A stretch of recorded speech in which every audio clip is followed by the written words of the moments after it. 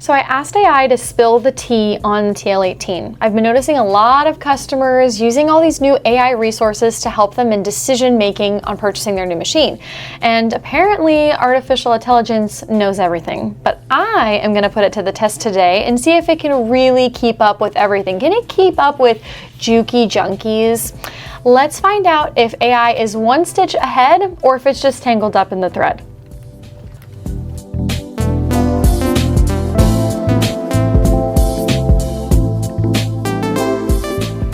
All right, so let's start off on a positive note. Let's see what all these artificial intelligence know nowadays. So there's so many different choices. So honestly, it's crazy how fast the AI world has evolved. So let's just start off with one of them and just ask a basic question. I'm a customer, me. I'm considering purchasing a Juki TL18 QVP, and I want to know why I should buy it. Let's see what AI has to say. Number one, a semi-industrial power in a home-friendly size. That's a really cute way of putting that. This machine delivers 1,500 stitches per minute and is fast and efficient. Built-in heavy aluminum frame for stability and minimal vibration. Okay, AI, I see you. Feels like an industrial machine, but fits more comfortably in a sewing room. All very true facts about the TL18 QVP. That is spot on. Flawless straight stitch quality, very well put. It's a dedicated straight stitch machine, meaning it's engineered for perfect professional stitches every time. Loved by quilters for piecing and free motion quilting, and by bag makers for handling thick materials without skip stitches. Very, very well put. Handles a huge range of fabrics from silk to heavy canvas, leather, and multiple quilting layers. It powers through with the right needle and thread. Wow, did you see that little plug-in right there? Okay. Just a friendly reminder that artificial intelligence is only as smart as the information that you've put out there. So I definitely think Juki Junkies has contributed to some of the knowledge that it has to share on all this stuff. Just throwing that out there. Let's see what else it has to say. It has very productive features. It's automatic thread cutter, needle up and down. Oh, okay. I caught a fluke. Needle up and down position control. So maybe that could be interpreted in two ways. So the Juki TL does have a needle up and down button, which you can press up and down as you need to adjust, but you can't control the needle to end in a down or up position like you can on a computerized machine.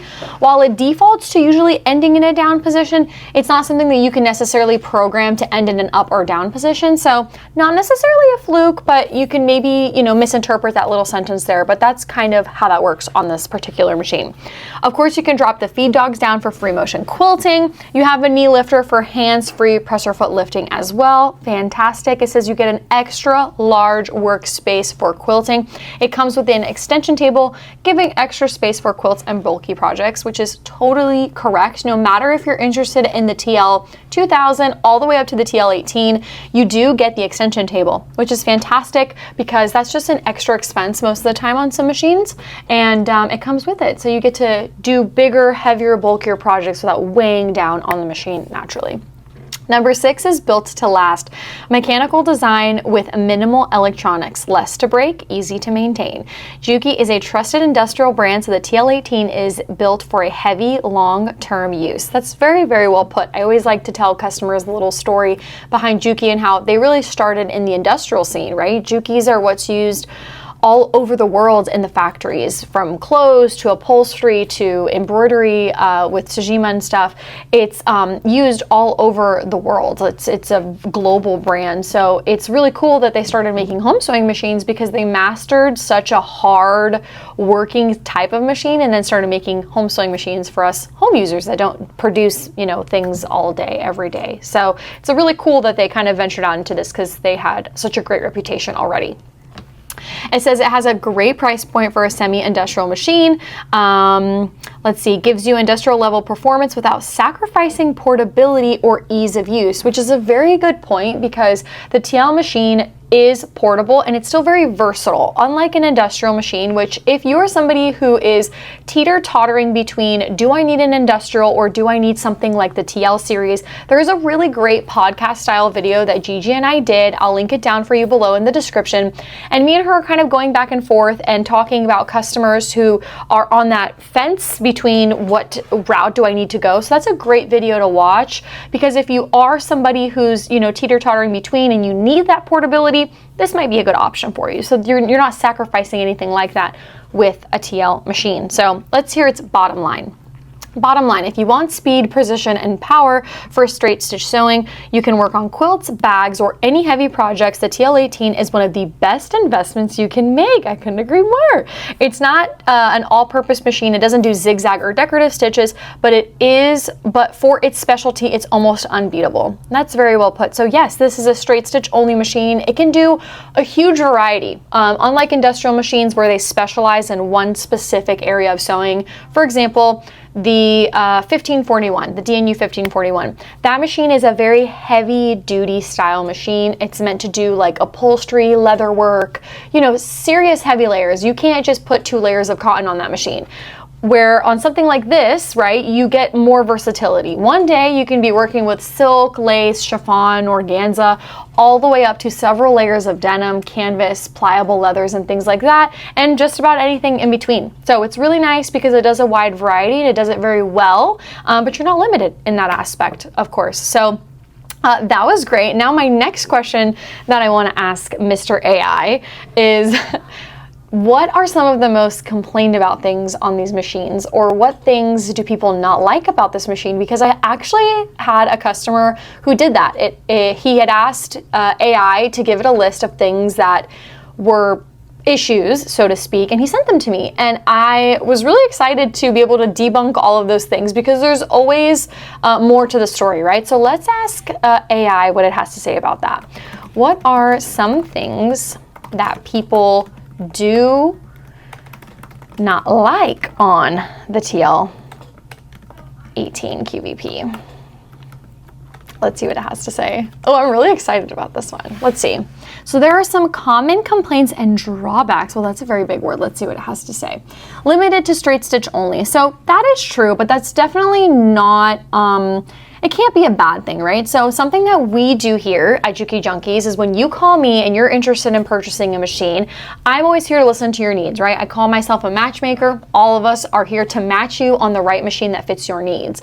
So if you're somebody who's using a straight stitch 90% of the time, you don't need to go into something that does a zigzag, or maybe you have a companion machine at home that you can rely on when you need those zigzags. It's really nice to venture out into a machine that specializes in one thing versus dividing up its power into multiple things. On this machine, on the TL series in general, they're putting all of their strength into performing forward and backwards and giving you a beautiful, high quality stitch. So not necessarily a drawback, it just depends on the person's needs. So it doesn't do a zigzag or buttonholes or decorative stitches, but if you do have the TL and you are wanting to do buttonholes, they do have that EB1 attachment. That's really, really cool. Fantastic technology. It works very neat, and you can make buttonholes with industrial style threads as well. So I'll link that video down for you guys below, because David does some content around that attachment. It's really fantastic and worth it if you're somebody who wants to be able to utilize the power on this machine to create buttonholes. Also bar tacks too. If you want an all-in-one machine, this isn't it. This is a specialized straight stitch workhorse. So yes, it's your all-in-one, but limited to this type of stitch that it does. So definitely take that with your information on what you do. It says tension sensitivity is number 2. Several users report top and bottom tension changing mid-seam, especially on different thicknesses. Okay, let's read that sentence again. Let's dissect that sentence. Top and bottom tension changing mid-seam, especially on different thicknesses. That's literally almost the explanation in the sentence. So we'll dissect that here in a second. Frequent adjustments needed on different thread weights or fabric. Beginners can find it frustrating compared to a computerized machine that self-adjusts. So there's a lot to dissect there. Let's start off with the bottom one first. Something again that we do a little bit uniquely here at Juki Junkies is we do test your TL before it goes out to you. And the reason that is because we understand that this could be your first machine where you are adjusting tension. Unlike a computerized machine, it doesn't necessarily self-adjust It's just a more automated type of tension where from the factory, it doesn't require as much adjusting. And that can be good and bad. Good in the sense that you want a machine that allows you to have control. Your variety that's given to you on this machine is pretty phenomenal. You can go up to a Tech 70 thread, you can go to really thin threads, but of course, naturally, when you're making those type of adjustments, you want to have control over what you're doing.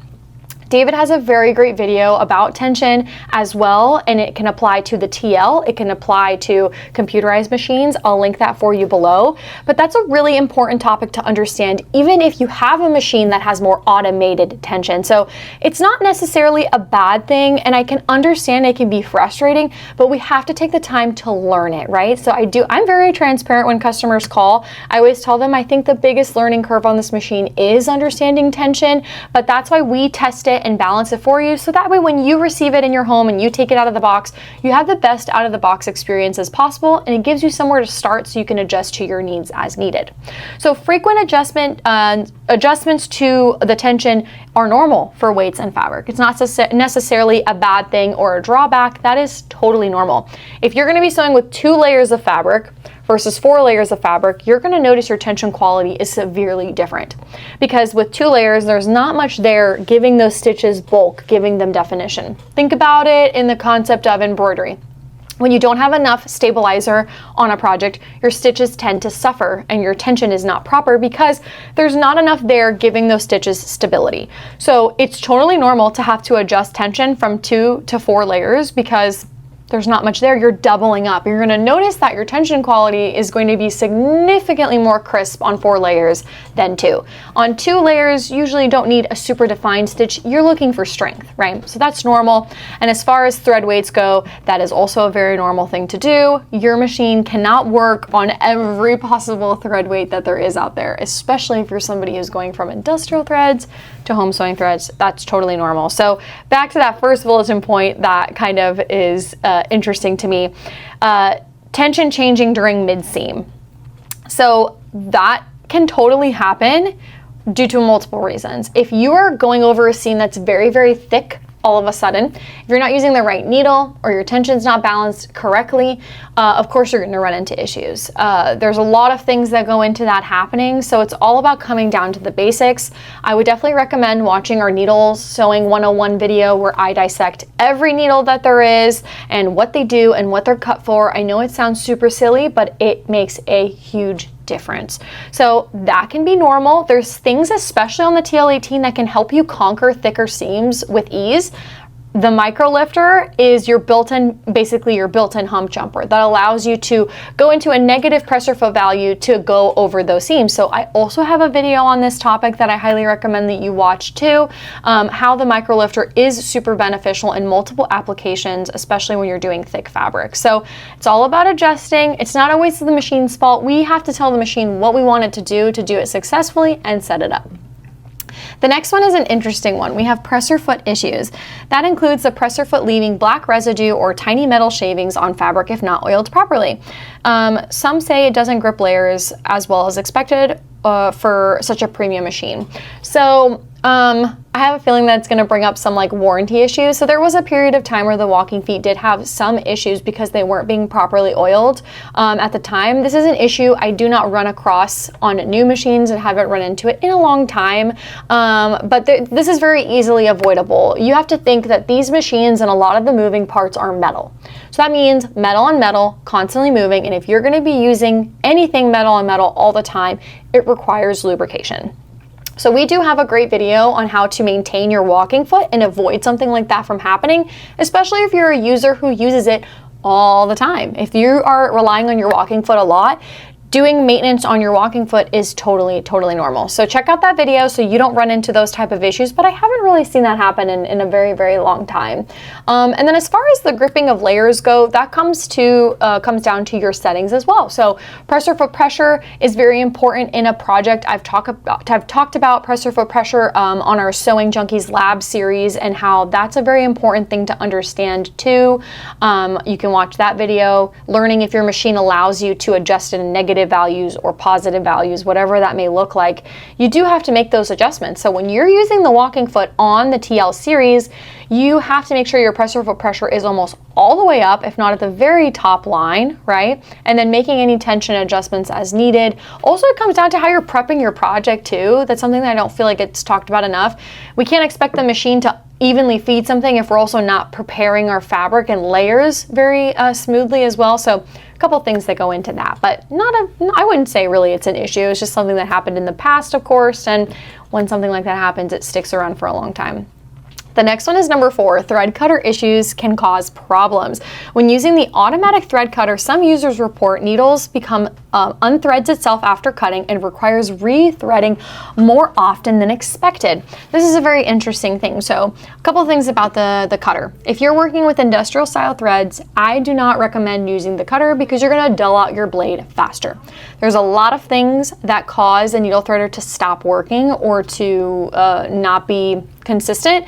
If you've dulled out your blade, but B, another really big one is a dirty machine. If you are not cleaning and maintaining your machine, it's very likely for the needle threader to stop working. It's just very possible. Any little thread in its way can cause those scissors to not cut efficiently, right? So also if you're working with really specialty or low quality threads too, I've noticed that the cutter can give you an issue, but not something I see very, very often. And then as far as the needle unthreading itself, David did a short video on this topic about what causes the needle to get unthreaded. This mainly comes down to the sub-tension unit. This is a thing that gets overlooked a lot, and I feel like the manual doesn't talk about a lot actually. So let me adjust this one because I noticed this one's a little out too. So this is your sub-tension unit. Almost every TL has this except for the TL2000. It's this little white knob here. You want to make sure that the white part is flush with the middle center circle because that automatically contributes to the backlash on the cutter. I had a customer the other day who had another issue with that, and she was like, every time I pull the thread through, it cuts. And you know what was the problem? She had the machine threaded, this rod wasn't all the way up, and there was resistance from the thread to here. So it's very important, again, coming back to the basics, that we have the machine threaded properly so everything can flow smoothly. So as far as the thread cutter issues go, not something that I would really consider an issue. A lot of it's user error and taking the time to understand how your machine functions. Number 5 is a really big topic that I'm getting ready to do a fun video on as well. It's the needle threader isn't perfect. This is my favorite thing to fight. It says the built-in needle threader is finicky and can misalign. Some users end up threading manually because it's faster. So we have to think about this function, right? It is super tiny. We're talking about a hole on the eye of the needle that's smaller than an ant. And then they've engineered a little pin that goes through the eye of the needle, and we want it and have expectations for it to hit through every time perfectly. Well, there's a lot of things that go into a needle threader misaligning and not working. If you're using a needle smaller than 8012, it's not going to work. The hole gets smaller as the needle gets smaller. So it gets harder for the pin to align in the hole every single time. If your needle is not installed properly, the pin can miss and then it can bend. If you're using a small needle and you've tried to use a needle threader, it only takes a couple times for the little tiny pin that you can barely see with your eye to misalign and then hit the side of the eye or hit above the eye or hit even down below the eye. So it's really important to know a couple basic things. Install your needle properly. Make sure you're not using too small of a needle when you're trying to use the needle threader.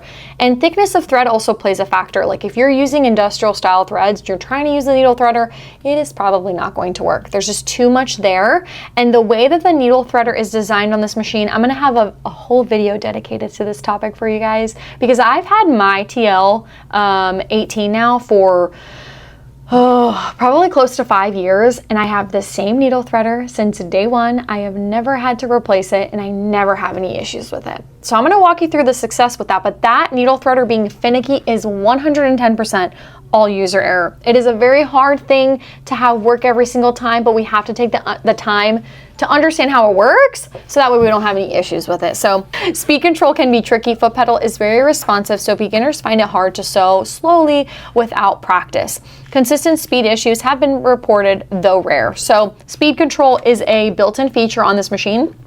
It is right here. So you set your speed. You set as fast as you would like to go. And still, even with the speed, that's your max speed that you're setting and how hard you press on the pedal. So you can still pedal lightly, even if you apply a little bit of pressure, but depending on what speed you set it at, if you press pedal to the metal, that's the fastest you're gonna be able to sew. So keep that in mind because the speed is, this machine does go very fast, 1,500 stitches per minute. It's much faster than most home sewing machines, but it is something that you can adjust to your liking on every TL minus the TL2000 because it doesn't have speed control. So again, keep that in mind.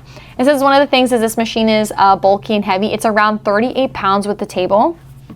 Not true. This machine is 25 pounds and with the table, it's not going to add that much weight. So I would say total, the machine is like 26 pounds with the table.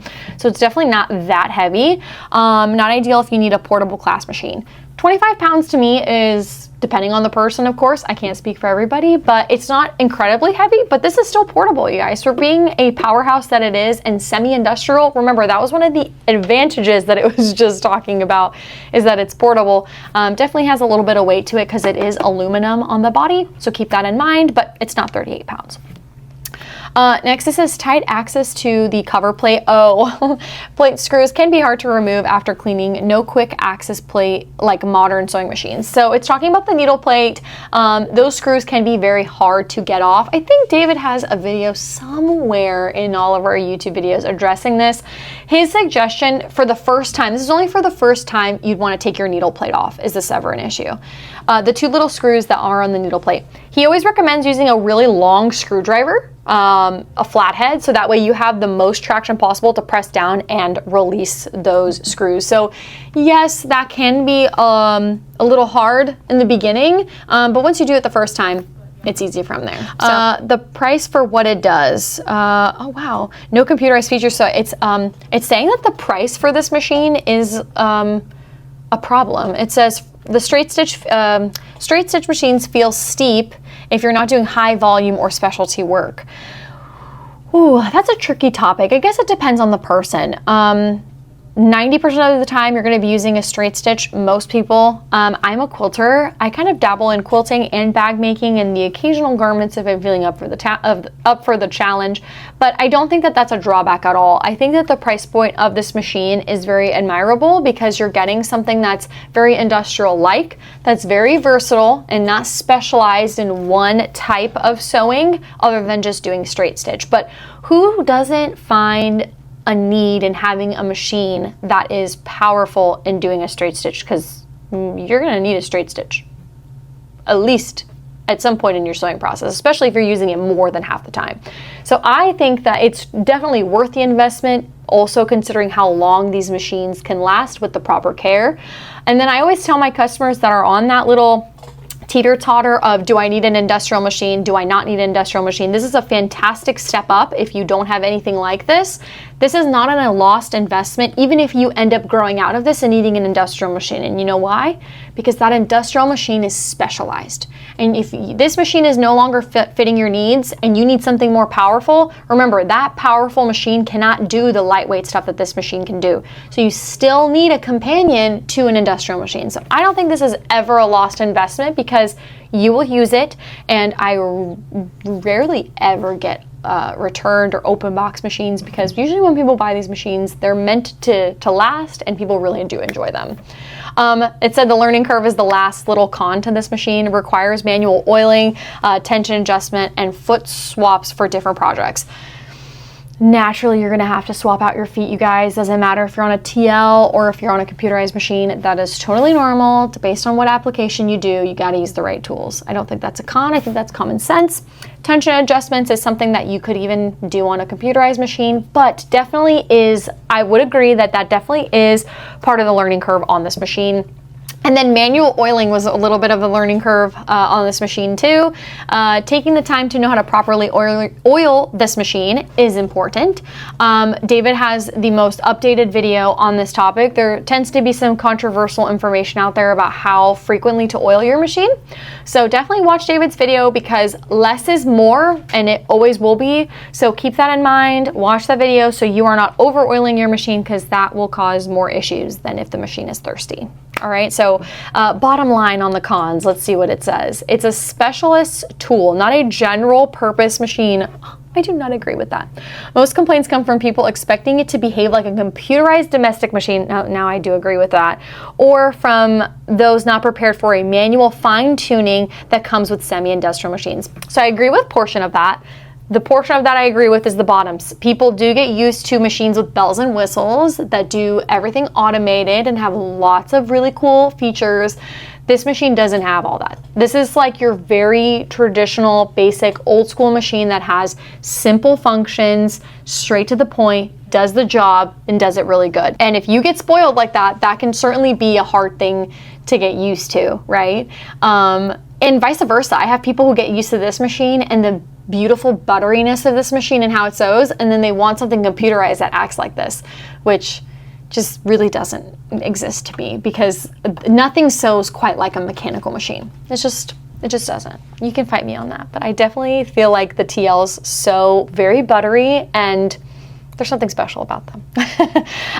So I agree with that, but it's saying that this is a specialist tool and not a general purpose sewing machine. I do not agree. I don't think that's true at all. I think this is a very well-rounded machine that can do a ton of different applications. I've seen it. I've had people call with the most specialized requests to the most general, all-purpose type of sewing requests. I've had people who want to sew dog leather boots for racing on these machines. I've had people who want to do costumes on this machine. I've had people that just want to do quilting on this machine. There's so many different examples. So I definitely think this is an all-purpose sewing machine. Again, depends on the user and what your needs are, but it can do a lot. So what do you guys think? I think AI definitely has some potential in helping you guys understand some of the great features about machines, but remember, at the end of the day, AI is a tool that surfs the internet and grabs information from everywhere that it sees and comes up with these general answers. So it's not a human and it's not giving you that personalized advice for your needs. It's definitely a great tool to use, and with the way the world is revolving, I think that there's definitely some power in using AI tools, but definitely don't believe everything you read. It's just like the internet. Don't believe everything you read on the internet. You definitely want to talk to somebody who specializes in these machines, and that's what we are. We're Juki Junkies, and we take pride in being experts in our Juki sewing machines.